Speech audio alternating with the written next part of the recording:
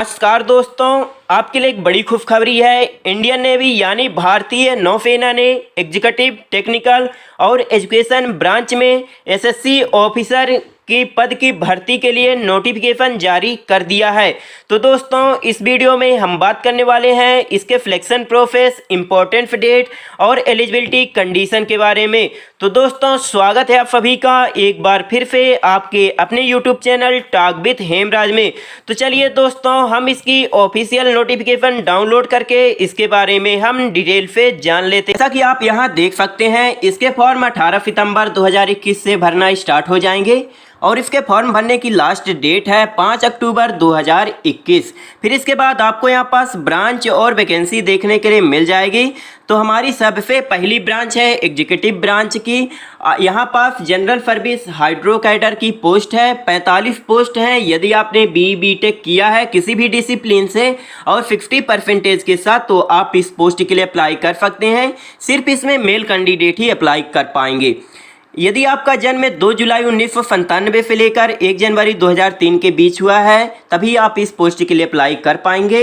फिर इसके बाद एयर ट्रैफिक कंट्रोलर, ऑब्जर्वर और पायलट में यदि आपने BTech किया है 60% के साथ और आपके 10वीं 12वीं में 60% है इंग्लिश में, तभी आप इस पोस्ट के लिए अप्लाई कर पाएंगे। इसमें मेल और फीमेल दोनों कैंडिडेट अप्लाई कर सकते हैं।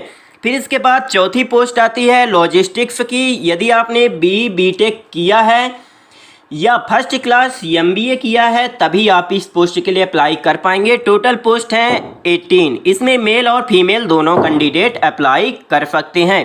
फिर इसके बाद दूसरी ब्रांच आती है एजुकेशन ब्रांच। तो यदि आपने MSc किया है मैथ या ऑपरेशनल रिसर्च और साथ में BSc किया है फिजिक्स से, तभी आप इस पोस्ट के लिए अप्लाई कर पाएंगे। या आपने MSc किया है फिजिक्स या अप्लाइड फिजिक्स से या साथ में BSc किया है मैथ से, तो आप इस पोस्ट के लिए अप्लाई कर सकते हैं। फिर इसके बाद यदि आपने MA किया है हिस्ट्री से, तो आप इस पोस्ट के लिए अप्लाई कर सकते हैं।